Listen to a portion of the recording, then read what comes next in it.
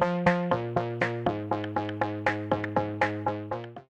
teman-teman, apa kabar? Welcome back to my channel. Di video kali ini kita akan melanjutkan tutorial Lua. Di video sebelumnya, kita sudah belajar terkait dengan basic sintak di Lua. Kali ini kita akan belajar terkait dengan variabel. Apa aja agenda yang akan kita pelajari? Pertama, kita akan belajar mengenai pengertian variabel, kemudian cara membuat variabel, kemudian ada global variabel, lokal variabel, dan tabel field. Pengertian. Variabel adalah seperti kotak penyimpanan kecil di mana kamu bisa menyimpan angka, kata, atau data lainnya yang kamu butuhkan.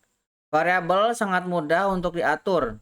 Cukup pilih nama untuk kotak tersebut dan isi dengan apapun yang kamu inginkan menggunakan tanda sama dengan.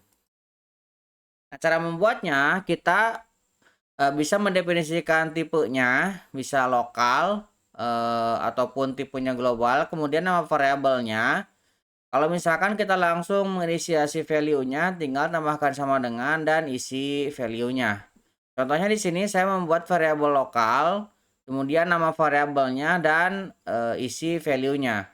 Kalau misalkan kita tanpa menginisiasi dulu, kita tinggal lokal misalkan, kemudian variabel A, B, dan C. Ini contoh kalau misalkan kita membuat variabel dengan beberapa nama ya, dipisahkan dengan tanda koma seperti ini. Nah, contohnya, silakan teman-teman buka lagi Visual Studio Code-nya.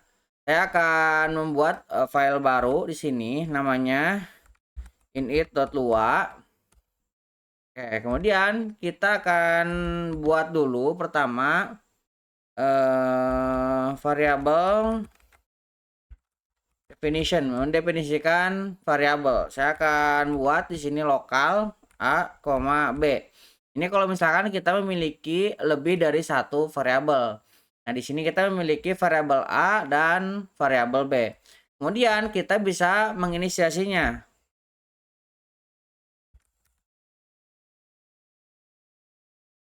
Nah, kita akan menginisiasi variabelnya. Misalkan A saya akan isi dengan 10, kemudian B saya akan isi dengan 30. Ini cara untuk mengisinya. Dan untuk mencetaknya, kita tinggal print, misalkan saya akan kombinasikan string dengan value-nya. Misalkan value A sama dengan, nah saya akan pisahkan dengan koma dan saya akan cetak A-nya. Kemudian untuk B-nya tinggal kita duplicate value dari B. Kemudian ini kita ganti dengan B-nya di sini. Ini kalau misalkan kita save, kemudian kita jalankan, kita mendapatkan hasilnya ya, value A 10, value B 30. Nah, kemudian kita juga bisa switch untuk variabel. Misalkan swap variabel. Nah, swap ini kita memindah. Misalkan B dan A, kita akan pindah. B dan A ini sama dengan A, B. Ini kita tuker ya. Nih. Nah, ini kalau misalkan kita print lagi, misalkan saya akan ambil value A sama dengan saya akan koma A. Dan saya akan duplikat, sini saya akan ganti dengan B ya. Kemudian saya save. Nah, saya akan coba jalankan lagi. Nah, ini ya, sebelumnya 10.30 dia akan bertukar 30 dan 10. Ini kita membaliknya. Oke. Kemudian kalau misalkan kita membuat yang global. Nah, untuk global variabel kita bisa langsung misalkan di sini F. Nah, F ini misalkan saya akan operasikan 70,0 ini dibagi dengan 3,0. Ini ada warning, global variable disarankan menggunakan huruf besar di awalnya ya. Tapi ini akan masih jalan, tetapi ini tidak pada lazimnya digunakan ya. Disarankan menggunakan huruf G besar di sini misalkan seperti ini. Maka warningnya sudah hilang. Maka kita bisa print misalkan value dari F.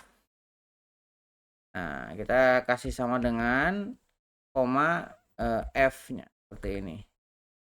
Kita save, kita jalankan. Tuh, kita mendapatkannya ya. Nah, ini cara mendefinisikan variabel. Kemudian kita juga bisa membuat variabel lokal. Variabel lokal di luar adalah variabel yang hanya bisa diakses dalam blok kode tempat mereka dideklarasikan. Ini membantu menjaga kode tetap bersih dan mencegah konflik nama variabel di berbagai bagian program.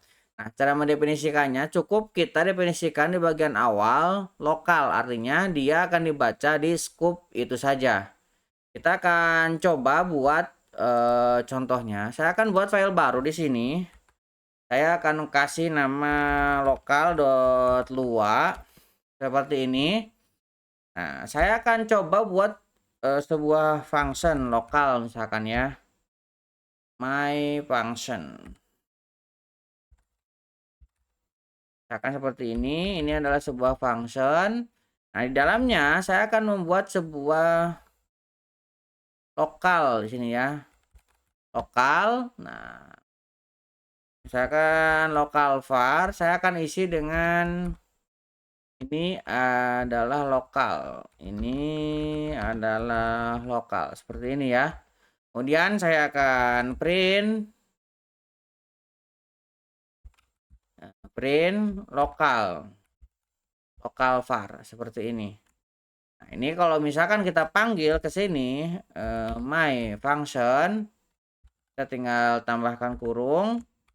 Kita coba jalankan. Ini saya clear dulu ya.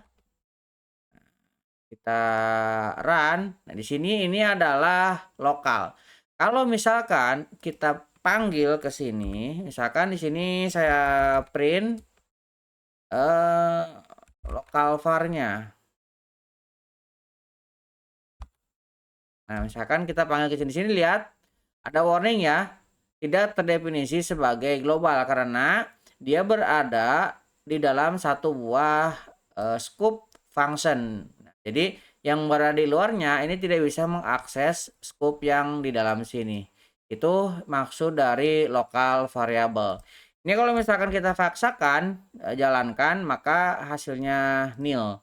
Nil itu tidak terdefinisi ya, seperti ini. Itu untuk lokal variable. Kemudian kita juga bisa membuat global variable. Variabel global di luar adalah variabel yang dapat diakses dari mana saja dalam program. Mereka tidak memerlukan deklarasi khusus dan dibuat secara otomatis ketika kita memberikan nilai kepada mereka. Jadi contohnya seperti ini ya, kita tanpa mendefinisikan apapun di depannya. Kalau lokal kan kita definisikan lokal. Nah, kalau tanpa definisi itu artinya global. Nah, kita coba lagi. Saya akan buat file baru. Di sini global .lua. Nah, di dalam global kita coba buat seperti tadi sudah disampaikan sebelumnya, untuk membuat variabel global dimulai dengan huruf besar.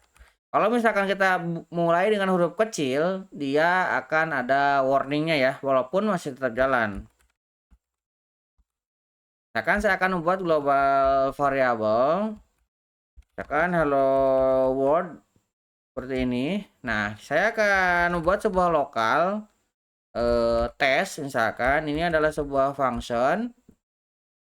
Di dalamnya saya akan print ya. Saya akan print ke sini my global var. Kemudian fungsinya saya akan panggil tes seperti ini ya. Nah, ini saya akan simpan. Ini kan kita definisikan di bagian luar. Kemudian kita panggil ke dalam bagian dalam seperti ini. Ini kalau misalkan kita jalankan, kita bisa mendapatkannya. Begitupun kalau misalkan kita print di sini, misalkan my global var-nya. Ini juga sama, tidak ada warning ya. Kita jalankan, nah, dua-duanya bisa berjalan karena kita definisikan sebagai global variable. Selanjutnya ada juga tabel field. Di luar, tabel adalah struktur data yang sangat fleksibel dan bisa digunakan untuk menyimpan berbagai jenis data, termasuk variabel. Tabel di luar bisa dianggap sebagai array asosiatif, di mana setiap elemen memiliki kunci unik yang bisa berupa angka ataupun string. Nah, ini tabel ini berbeda dengan tabel di HTML ya. Nah, kalau tabel di sini mirip dengan array. Kita akan coba, saya akan buat file baru, misalkan table.lua. Kemudian saya coba buat local table, misalkan my table. Table itu karakternya dengan kurung kurawal seperti ini ya. Nah, kemudian my table ini saya akan isi, ini mirip dengan array ya. Key-nya di sini saya kasih name, misalkan saya kasih di sini pojok kode, misalkan seperti ini. Kemudian my table ini saya akan isi lagi dengan age di sini ya. Saya isi dengan misalkan 30. Nah, jadi kita bisa mengaksesnya seperti mengakses array. Saya akan print misalkan my table yang mau kita print misalkan name. Ini kita duplicate, kita print edge-nya ke sini ya. Kita save. Ini kalau misalkan kita jalankan, nah kita bisa mendapatkannya pojok 30 ya. Ini dengan cara kita definisikan seperti array. Nah, bisa juga kita definisikan langsung seperti objek JSON di JavaScript. Nah, kita bisa buat misalkan saya akan buat di sini lokal. Student ini kita gunakan kurung kurawal seperti ini. Saya akan isi name-nya tadi misalkan pojok kode.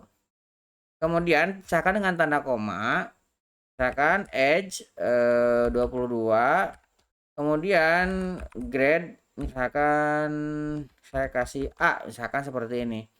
Nah, ini bisa kita gunakan seperti mengakses objek di JavaScript. Misalkan saya akan print, nah saya akan isi misalkan nama seperti ini, kemudian saya tinggal panggil student dot name seperti ini. Kemudian ini bisa kita duplicate, misalkan age, ini tinggal kita panggil seperti ini. Kemudian grade ini tinggal kita panggil ke sini sebagai grade seperti ini ya. Ini saya save, saya coba clear dulu. Kita jalankan lagi. Tuh, lihat kita bisa mendapatkannya. Nah, dia berfungsi sebagai table. Nah, kalau di JavaScript teman-teman mungkin bisa berupa objek ya, objek di JavaScript seperti ini. Oke, kurang lebih seperti itu untuk variabel di luar. Mudah-mudahan bisa membantu teman-teman. Buat teman-teman yang belum subscribe, jangan lupa subscribe dan nyalakan tombol loncengnya.